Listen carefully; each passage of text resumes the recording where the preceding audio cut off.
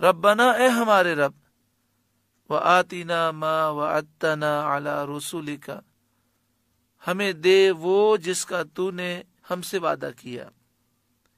اے ہمارے رب، ہمیں وہ فضل، وہ رحمت دے جس کا تو نے ہم سے وعدہ کیا، اپنے رسولوں کی معرفت، یعنی تیرے رسولوں نے ہمیں بتایا کہ اللہ تعالیٰ فضل اور رحمت اس طرح عطا فرمائے گا۔ وَلَا تُخْزِنَا يَوْمَ الْقِيَامَةِ، اور ہمیں قیامت کے دن رسوا نہ کر۔ آج دنیا میں اس کی بڑی فکر ہوتی ہے کہ ہم کہیں ذلیل نہ ہو جائیں۔ اپنی عزت کے لیے انسان کتنی قربانیاں دیتا ہے، اللہ تعالیٰ میدان محشر کی ذلت سے بچائے۔ اِنَّكَ لَا تُخْلِفُ الْمِيعَادَ، بے شک تو وعدہ خلاف نہیں کرتا۔ فَاسْتَجَابَ لَهُمْ رَبُّهُمْ، تو ان کی دعا ان کے رب نے قبول فرمائی۔ فَاسْتَجَابَ لَهُمْ رَبُّهُمْ، یہ وہ آیت ہے کہ حضرت امام جعفر صادق رضی اللہ تعالیٰ عنہ نے تلاوت فرمائی اور فرمایا کہ 5 مرتبہ ربنا کہو تو دعائیں قبول ہوتی ہیں۔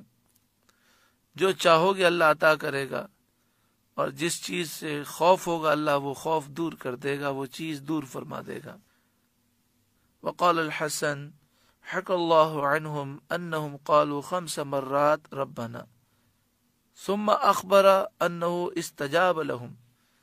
حضرت حسن فرماتے ہیں کہ اللہ تعالیٰ نے یہاں یہ بیان کیا کہ ان اللہ والوں نے 5 مرتبہ ربنا کہا، پھر اللہ تعالیٰ نے خبر دی استجاب لهم، اللہ نے ان کی دعائیں قبول فرما لیں۔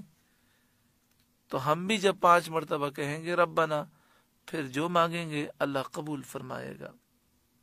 فاستجاب لهم ربهم، تو ان کی دعا ان کے رب نے قبول فرمائی۔ انی لا اضیع عمل عامل منکم من ذکر او انثی، اللہ نے فرمایا کہ میں تم میں کام کرنے والے کی محنت ضائع نہیں کروں گا، مرد ہو یا عورت۔ بعدکم من بعد، تم آپس میں ایک ہو، یعنی اعمال کی جزا میں عورت و مرد کے درمیان کوئی فرق نہیں۔ عورت نیکی کرے گی تو اسے بھی ثواب ملے گا، مرد نیکی کرے گا اسے بھی ثواب ملے گا۔ شان نزول اس کا یہ ہے کہ ام المومنین حضرت ام سلمہ رضی اللہ تعالی عنہا نے عرض کیا، یا رسول اللہ صلی اللہ علیہ وآلہ وسلم، میں ہجرت میں عورتوں کا کچھ ذکر ہی نہیں سنتی۔ یعنی جب ہجرت کا ذکر ہوتا ہے تو مردوں کے فضائل بیان ہوتے ہیں، مردوں کے فضائل تو معلوم ہوئے، یہ بھی معلوم ہو کہ عورتوں کو بھی ہجرت کا کچھ ثواب ملے گا۔ تو اس پر یہ آیت کریمہ نازل ہوئی، اس پر ان کی تسکین فرمائی گئی کہ عورت ہو یا مرد، عمل نیک کا ثواب ضرور ملے گا۔ فالذین ہاجروا، تو وہ جنہوں نے ہجرت کی، وَأُخْرِجُوا مِن دِيَارِهِمْ، اور اپنے گھروں سے نکالے گئے، اللہ کی رضا کے لیے اپنے گھر بار انہوں نے چھوڑ دیے دین کی خاطر۔ وَأُوذُوا فِي سَبِيلِي، اور میری راہ میں ستائے گئے، یعنی اللہ تبارک و تعالی پر وہ ایمان لائے اور دین پر وہ چلے، اس لیے ان کو ستایا گیا۔ یہاں پر ان کی فضیلت بیان کی جا رہی ہے، جنہوں نے دین کی خاطر ہجرت کی، دین کی خاطر، اسلام کی خاطر، اللہ کی محبت میں اپنا سب کچھ قربان کیا، اپنے گھروں کو چھوڑا، اللہ کی راہ میں انہیں ستایا گیا۔ آپ کسی قسم کا غم نہ کیا کریں۔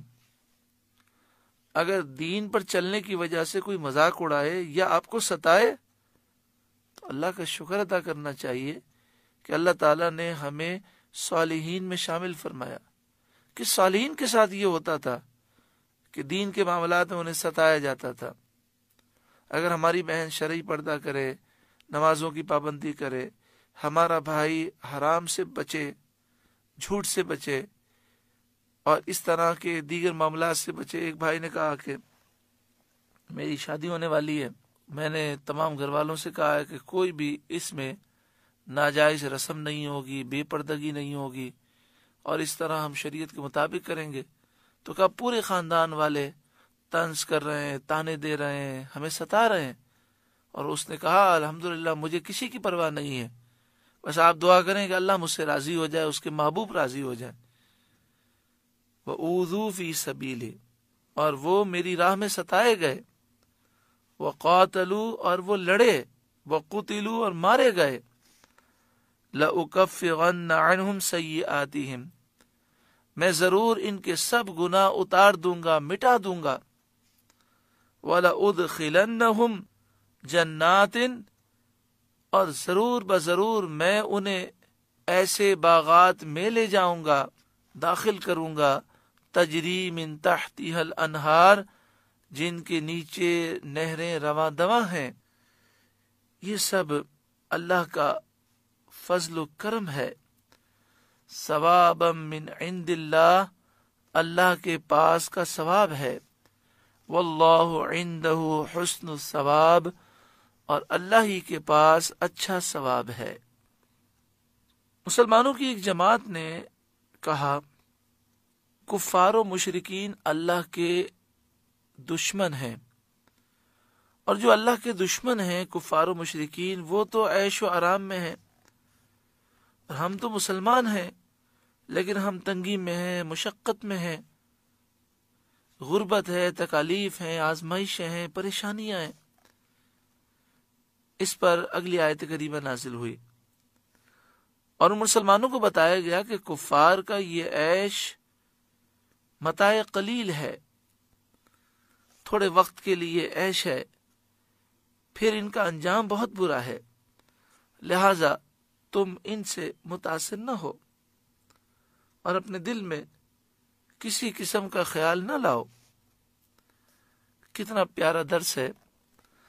آج کبھی کبھی مسلمانوں کے دلوں میں یا نیک لوگوں کے دلوں میں یہ خیال آ جاتا ہے فلاں نماز بھی نہیں پڑھتا، حرام کماتا ہے، لیکن ہمارا معاملہ ہے، تکلیفوں میں تکلیفیں آ رہی ہیں۔ ایسا نہیں سوچنا چاہیے۔